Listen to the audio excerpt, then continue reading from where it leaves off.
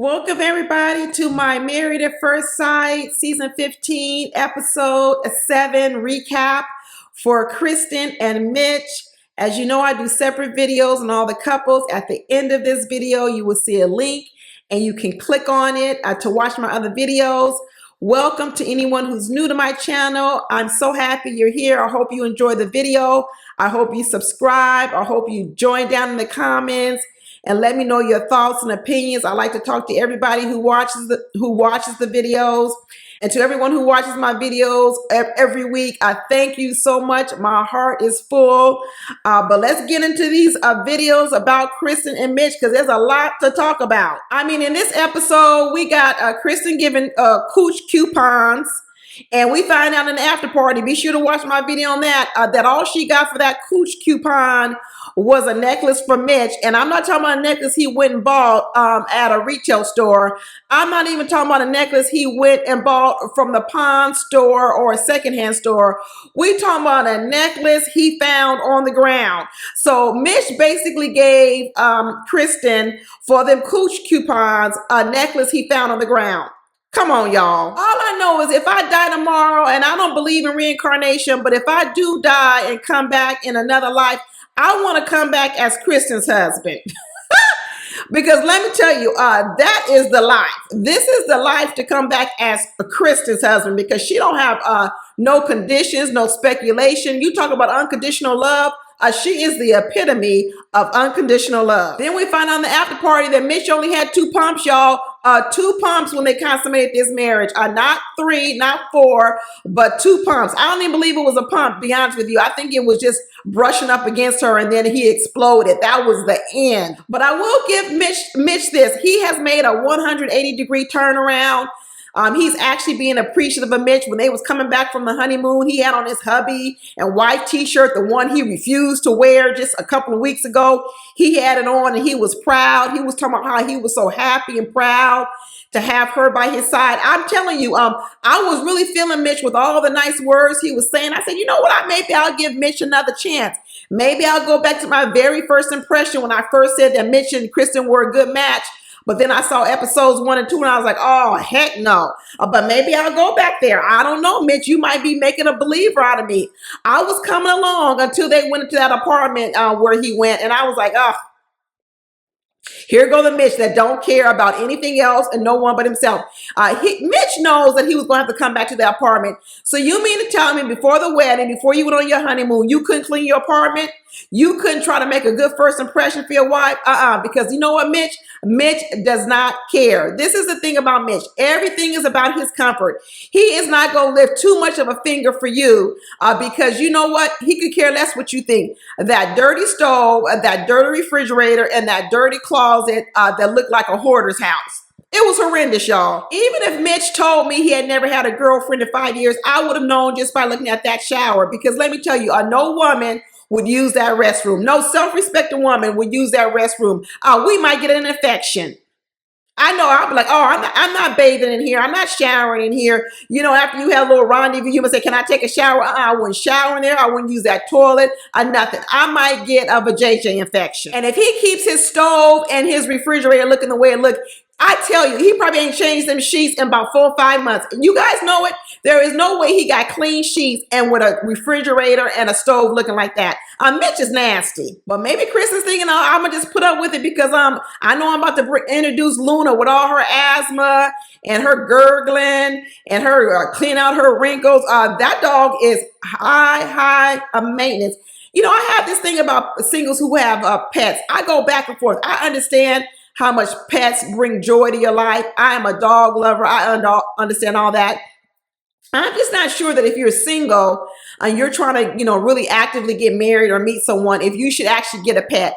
I understand all the good the pets do, but I'm telling you, pets cause a lot of problems when trying to bring 2 people together. They're just like kids. They really are. I mean, haven't we learned anything from all these Married at First Sight shows?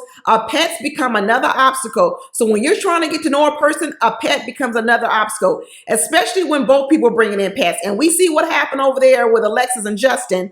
Luckily, in this situation, Mitch doesn't have a pet. Well, he don't have no real pet. He probably got pet roaches but he ain't got no dog or cat. But Mitch said he loving marriage. I bet he is, because he probably got a housekeeper now. He got a living cooch. And then Kristen talking about she makes dinner for him every single night.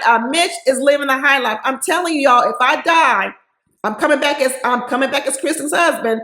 I'm putting in my order right now. Mitch says he don't even think he's ever been in love before. And Kristen said she done had a lot of boyfriends. She been in love a lot. Kristen said she a professional at this love thing. She said, it don't take much for me to fall in love, and I'm falling in love with you already. Roaches, dirty refrigerator, dirty stove. At this point, I don't know what Mitch could do to turn her off. I really don't know at this point. He told her he wasn't even attracted to her, and now she giving out these cooch coupons and telling him they never expire, except that one about that bath. Let me tell you, I said this last week.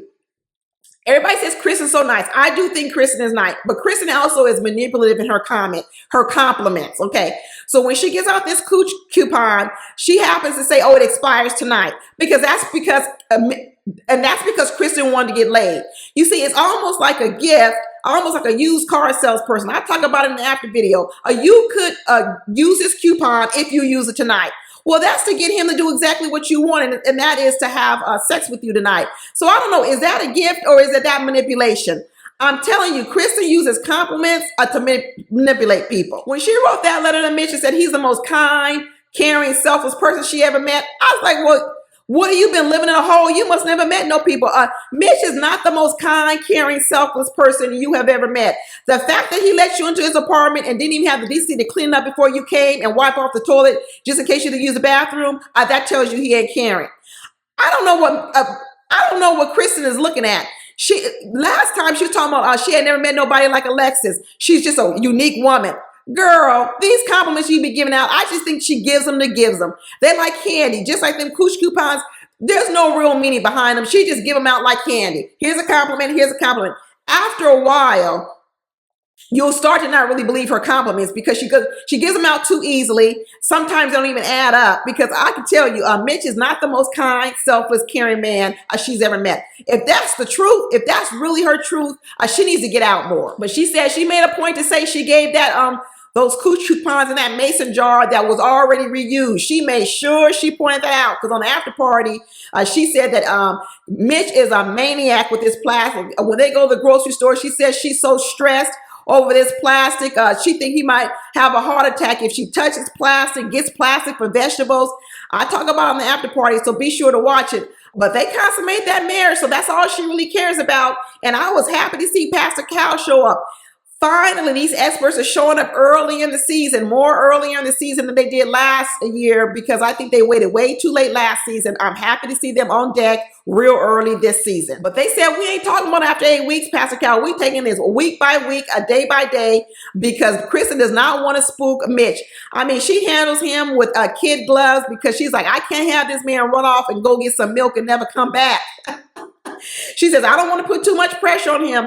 I said this about Mitch earlier. Everything got to be according to Mitch to make him comfortable. Your whole life going to be spent accommodating him so that he doesn't get nervous, he doesn't run off, or he's happy.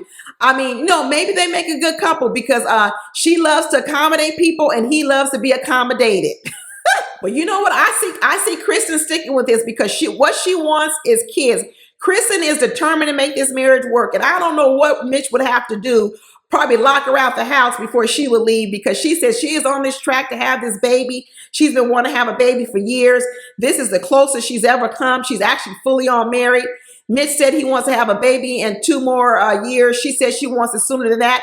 Well, she better work on his stamina if she want to have that baby, because he gonna need to do 2 pumps. I don't know. Can you get pregnant over 2 pumps? But when Pastor Cal started talking about are you guys using the L word? And Mitch was like, oh, hold on a second.